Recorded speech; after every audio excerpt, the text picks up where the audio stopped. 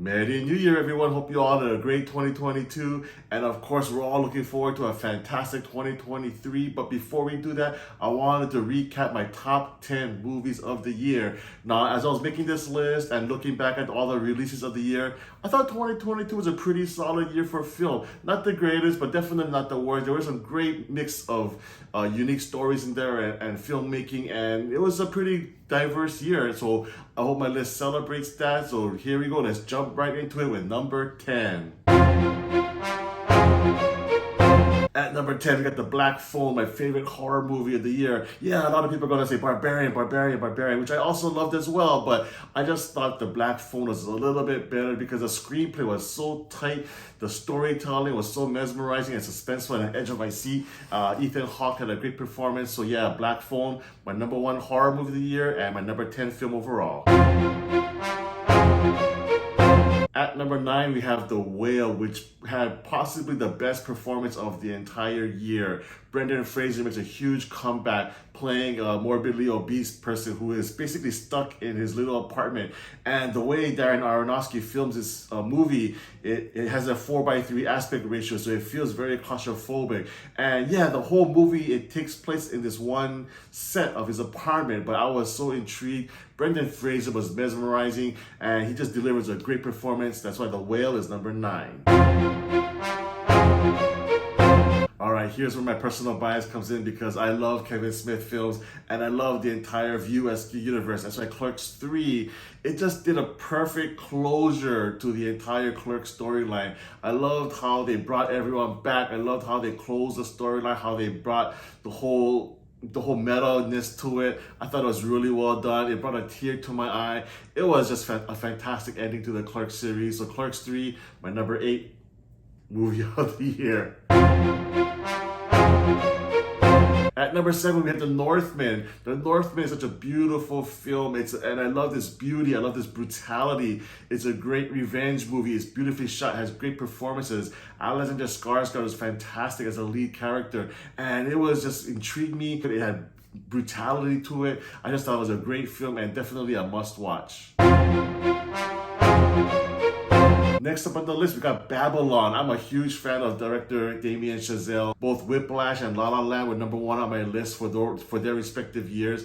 And Babylon, I just love the energy, the vibe. It's 3 hours long, but still it didn't feel like it. The movie just kept going and going and going, just kept pulsating, boom, boom, boom, from one set piece to another. And the set pieces, they were amazing. I just saw this movie yesterday, so it's still fresh in my mind, but the way he just films these fantastic long set pieces was just mesmerizing. It was dazzling with all the adjectives you can think of.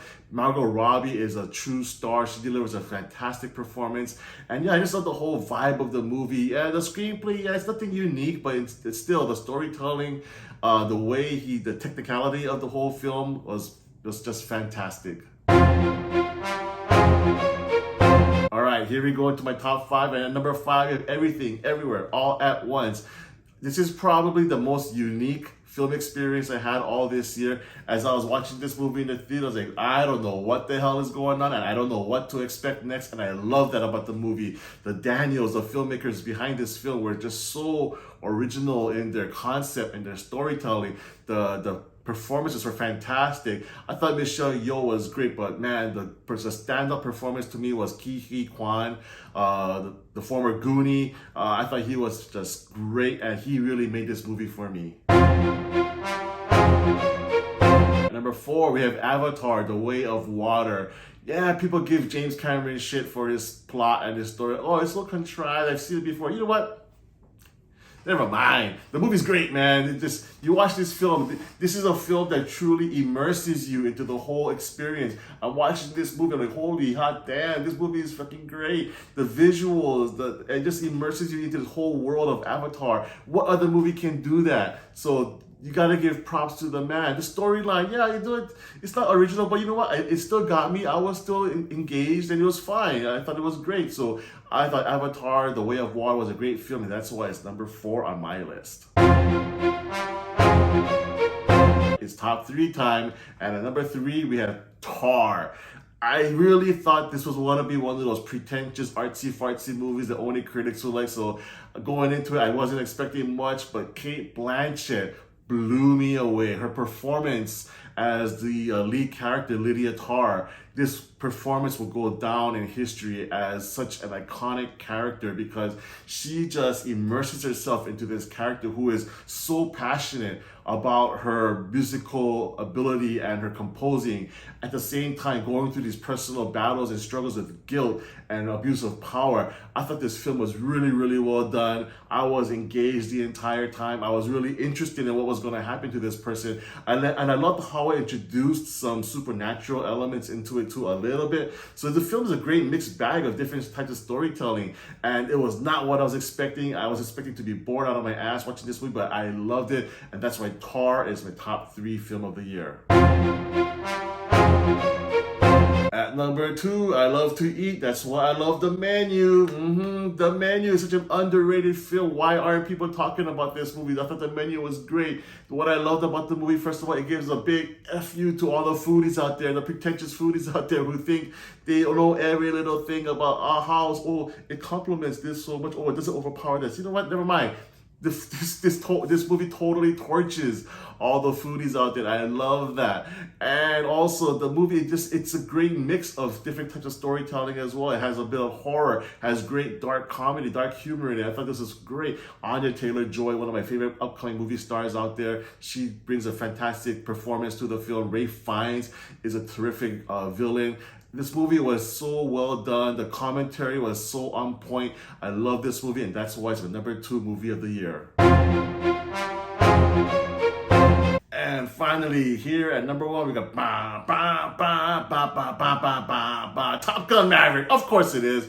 The number 1 movie of the year is also my number 1 favorite movie of the year. Why wouldn't it be? Top Gun and Tom Cruise brought back the blockbuster movie magic to Hollywood, and I freaking loved it. I'm a big fan of the first film back in '86.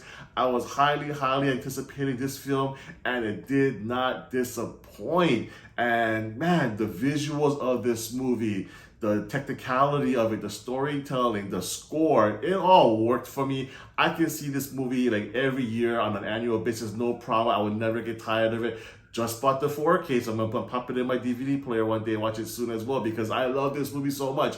Tom Cruise, man, the guy can do no wrong. He just brings his energy, his passion into this movie, and you can see it. It's not a money grab by any means, as most sequels can be. This movie is definitely a passion project. They brought something new to the movie and yet bring back the same mix of nostalgia as well, just the right amount.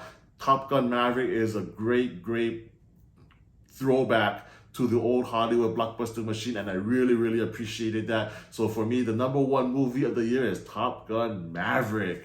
I want to say thank you so much to everyone who watches my movie reviews on my YouTube channel. I know there aren't too many of you, but I do appreciate every single one of you, and I look forward to bringing more videos to you in 2023. Have a happy new year, everyone.